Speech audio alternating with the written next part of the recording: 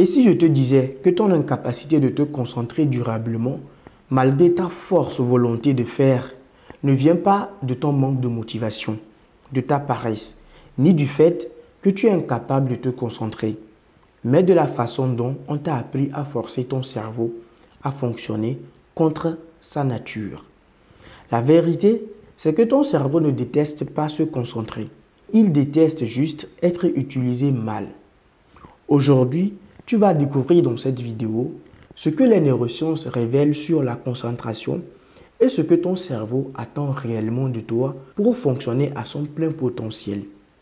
Dans cette vidéo, je vais te révéler le vrai carburant de ton cerveau, ce que c'est que la concentration, ce qui détruit ta concentration, le vrai temps de concentration dont tu as besoin pour vraiment te concentrer à 100%. Et enfin, je vais te dire ou te révéler en fait le carburant de la concentration. Si après cette vidéo, tu n'arrives toujours pas à te concentrer, il faut juste que tu consultes un médecin. Je te promets. Alors, reste bien jusqu'à la fin de la vidéo parce que tous les éléments sont nécessaires pour que tu aies une concentration meilleure. Contrairement à ce qu'on t'a toujours dit, la concentration n'est pas une question de volonté pure. C'est une question d'énergie mentale disponible. Chaque fois que tu forces ton cerveau, chaque fois que tu forces ton attention, alors que ton cerveau est fatigué, tu crées une résistance interne.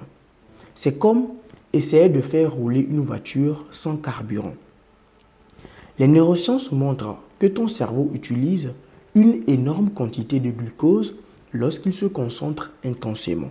Alors si tu ne dors pas assez, si tu manges mal, si tu es stressé, ta capacité de concentration chute naturellement. Ce n'est pas que tu n'es pas sérieux, c'est que ton cerveau est en mode survie, pas en mode performance. Quand il manque d'énergie, il cherche instinctivement des distractions. C'est pour ça que tu as tendance à prendre ton téléphone, à aller sur les réseaux sociaux, à avoir des pensées vagabondes et à vraiment procrastiner. Ton cerveau n'a pas l'intention de te saboter, mais il fait cela pour se protéger. Ton cerveau ne veut pas être forcé. Il veut simplement que tu le soutiennes dans le processus de la concentration. Alors, c'est quoi alors la concentration? Déjà, tu dois savoir que tu ne peux pas te concentrer efficacement quand tu es émotionnellement instable. La peur, l'anxiété, la pression ou la surcharge mentale bloquent le cortex préfrontal, la zone responsable de la concentration et de la prise de décision. Quand tu te dis « il faut absolument que je me concentre maintenant », tu actives le stress et le stress coupe la concentration. Ton cerveau entre alors en mode alerte, non pas en mode réflexion. Il privilégie la survie à la clarté. C'est pour cela que tu peux rester concentré pendant des heures sur un film ou une série ou même un jeu, mais ne pas pouvoir être concentré à 100% pendant seulement 10 minutes sur un travail imposé. Parce que la concentration fonctionne mieux dans la détente que dans la contrainte. Ton cerveau veut un environnement sûr, calme et clair. Il veut du sens dans ce que tu fais. Il veut comprendre pourquoi tu mobilises en fait beaucoup d'énergie. Sans sens, il se rebelle. Avec sens, il coopère avec toi. Mais sais-tu vraiment ce qui détruit ta concentration? C'est le multitâche. Le cerveau n'est pas fait pour jongler entre plusieurs tâches complexes à la fois. Les neurosciences sont claires là-dessus. Le multitâche fatigue, ralentit et diminue la qualité de la concentration. Chaque fois que tu passes d'une tâche à une autre, ton cerveau perd du temps à se recalibrer. C'est cela qu'on appelle le coût du changement cognitif. Tu crois gagner du temps, mais tu en perds. Tu penses être productif, mais tu t'épuises lamentablement. Ton cerveau veut une chose très simple, une seule tâche, un seul objectif, Un seul point d'attention, c'est ce que ton cerveau recherche.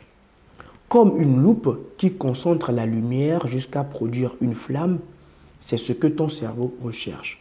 Un seul objectif. La dispersion affaiblit, mais la focalisation renforce. Alors, quel est le temps idéal de concentration dont tu as besoin pour te concentrer à 100% dans tout ce que tu es en train de faire? Ce que tu dois savoir, c'est que ton cerveau fonctionne par des cycles appelés rythmes ultradiens. Il peut fournir une concentration profonde pendant environ 60 à 90 minutes. Au-delà, il a besoin de pause. Et si tu ignores en fait ce besoin de pause, tu entres en résistance, en fatigue et en perte de performance. Ce que ton cerveau veut vraiment, ce sont des sessions intenses suivies de micro-pauses réparatrices. Quand tu commences ta journée, tu es plein d'énergie. Mais le soir, tu dois te reposer pour que le lendemain, tu sois encore plein d'énergie. Alors, marcher, respirer, s'étirer, regarder au loin, ce n'est pas de la paresse, mais c'est une stratégie biologique pour faire reposer ton cerveau. Est-ce que tu connais le vrai carburant de la concentration? Eh bien, laisse-moi te révéler ce carburant-là qu'on appelle la dopamine. La concentration est liée à la dopamine, l'hormone de la motivation. Quand tu prends ton téléphone, toutes les 2 minutes, tu stimules ce circuit qui se crée de la dopamine. Et le résultat, c'est que ton cerveau s'habitue aux récompenses rapides et tu trouves les tâches longues plus ennuyeuses. Il ne veut plus en fait se concentrer car il préfère le plaisir instantané. Ce n'est pas un manque de discipline, c'est une dépendance neurologique douce. Ton cerveau veut moins de stimulation artificielle pour retrouver sa vraie capacité de focus. Ce que ton cerveau veut vraiment, c'est que tu ne le violentes pas. Il veut que tu comprennes. Il veut du repos. Il veut du sens. Il veut de la clarté. Il veut un environnement calme, une tâche à la fois, des pauses régulières, moins de surcharge. Quand tu respectes ces règles, la concentration devient naturelle, fluide et presque agréable. Tu n'as pas un problème de concentration, mais tu as un problème d'environnement et de rythme. Ton cerveau n'a pas besoin de plus de pression. Il a besoin de plus d'intelligence dans la façon dont tu l'utilises.